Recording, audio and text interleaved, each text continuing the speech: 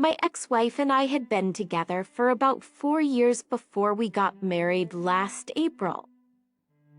We had a wonderful wedding with a small gathering of family and friends.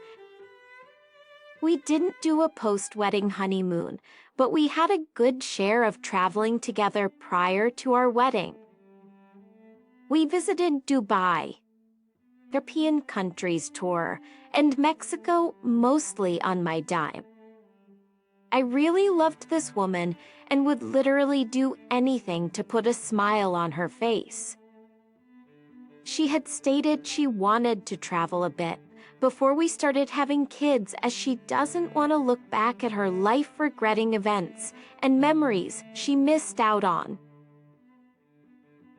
She started a video blogging social media channel at one point and told me about her plans to expand the brand by visiting more cities. At that point, I explained the cost impact of her plans and how I wasn't buoyant enough to financially support her lofty aspiration. Her social media account didn't take off like she thought, so there wasn't an income stream there. I couldn't sustain footing the majority of the travel, flight, accommodation, and cost of living bills indefinitely, and I told her it wasn't fun for me any longer. She always cleverly cut me out of her video clips like she was living single and free in another land displaying their city. That didn't bother me much, because I prefer privacy anyway, but our couple's traveling adventures started to feel like a business transaction, and I wasn't feeling that. She turns me into a cameraman for most of the time, instead of enjoying each other's presence. She spends most of her time on her phone as well, and mostly disconnected through most of the experience. I explained that I've nearly exhausted my savings to support her dreams, and I can keep supporting her dreams, and we can fly to a few more cities, but that would mean I won't have money saved up for her dream wedding any longer. This was when she decided it was time she put her dream of travel video blogging on hold and settled down with me instead. Fast forward to a few months later, after we got married, and my wife became a completely different person.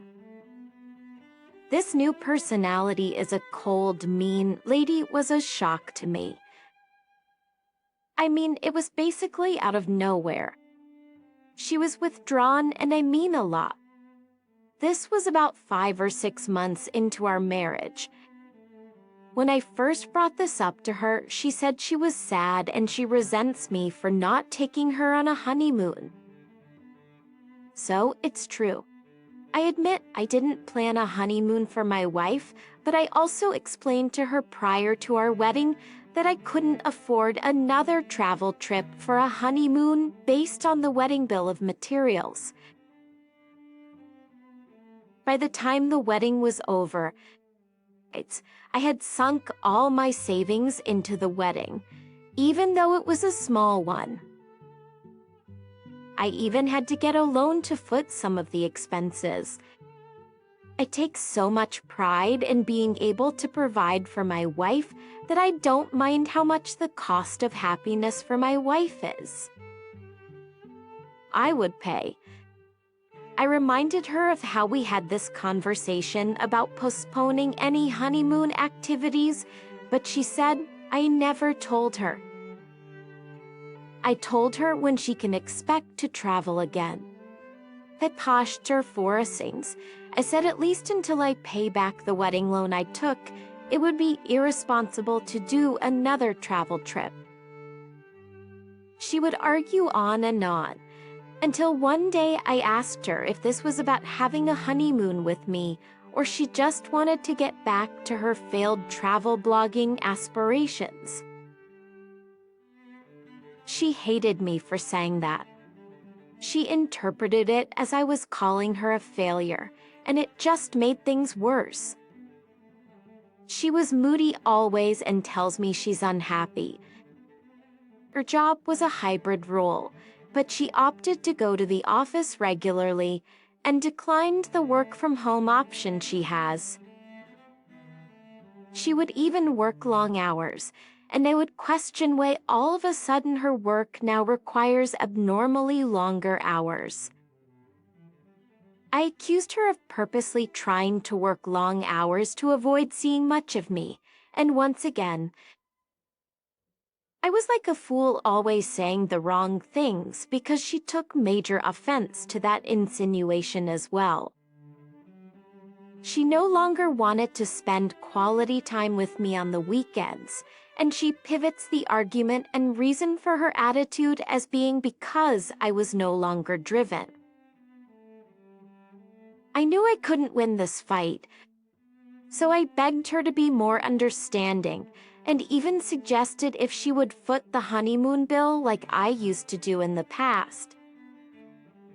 I would gladly follow her on the trip.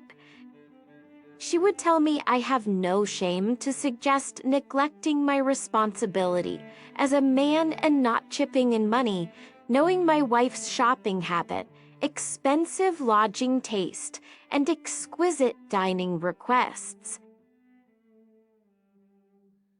I didn't want to fall into that trap, so I would maintain my stance that I needed to prioritize paying off my debts first. At this point, I was trying other things to console her, like taking her out on dates a lot, and even took her sightseeing some landmarks within the country. I feel the first year of marriage is hard, and that could be a contributing factor to this issue. We went to Barton Springs in Austin, visited San Antonio River Walk, and even a Vegas trip.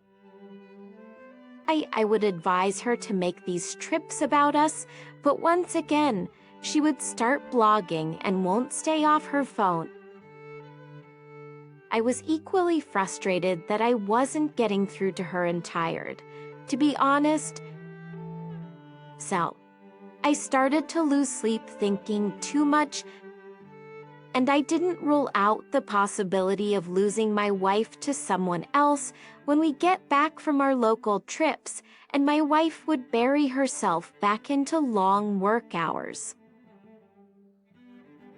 These were the worst months of my life because I couldn't believe you could lose the person you married so shortly after getting married.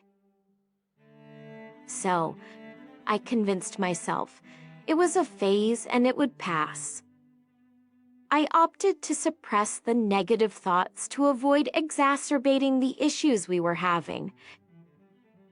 I tried one more time and organized a romantic weekend by the beach, went to Corpus Christi in order to try and revive what we had prior to our marriage. I thought this would renew our bond, but she became more brazen with her irritation.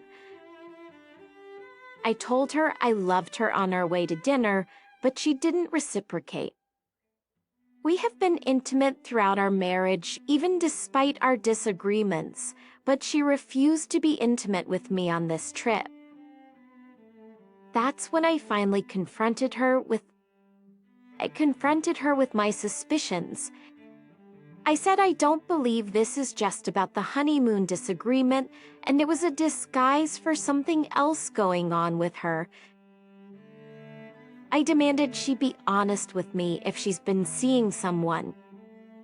She denied everything for a while, but I convinced her I had proof, which was a bluff, and she finally confessed. She admitted to sleeping with her boss on numerous occasions for months, and that he was pressuring her to leave me. She said emotional guilt has been overwhelming her the whole time, and she was sorry she should have been honest and upfront with me.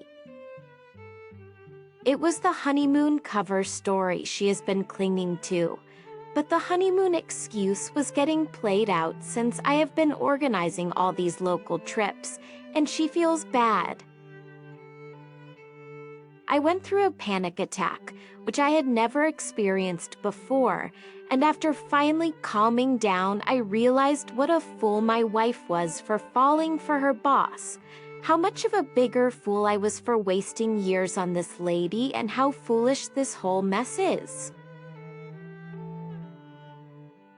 I told her I was going to inform the entire world what she made me experience, and she can call me petty. Her boss's wife would also know about the infidelity of her husband with my wife. She responded that I shouldn't worry, as she would tell her boss's wife personally. That's when I knew my ex-wife had convinced herself she was bailing on our marriage to move on with her boss. Oh my God, the hurt, disgust, agony, shame, and anger all rolled up in one is never a good feeling to have all at one time. I just kept asking, why? What haven't I done? I drained my bank account because of you, went into debt to satisfy you. I sacrificed my happiness to put a smile on her face. This is sick and little evil, and I realized that my ex-wife was never who I married. The real her was this manipulative and conniving stranger. In her defense, she provided some explanation. She said she entered the marriage because I gave her an indirect ultimatum to choose between her budding blogging career or getting married to me, because I stated my funds were running low. I asked how that was an ultimatum when I really had to choose between sponsoring her brand expansion trips or paying for the wedding we both planned together with my last savings. This was wild to me. She was an executive assistant running off with her married boss, who was a chief procurement officer for their enterprise. I guess maybe he had promised her he would sponsor her dreams of full-time blogging as she wanted to do without working again or doing little work. I contacted the boss's wife via social media as soon as I got to the airport, and that's when things fell apart. Long story short, the boss never planned on leaving his family, and in order to try and save his marriage, he distanced himself from my ex-wife as quickly as possible. Apparently, human resources had to get involved, and my ex-wife quickly gained a reputation around her office.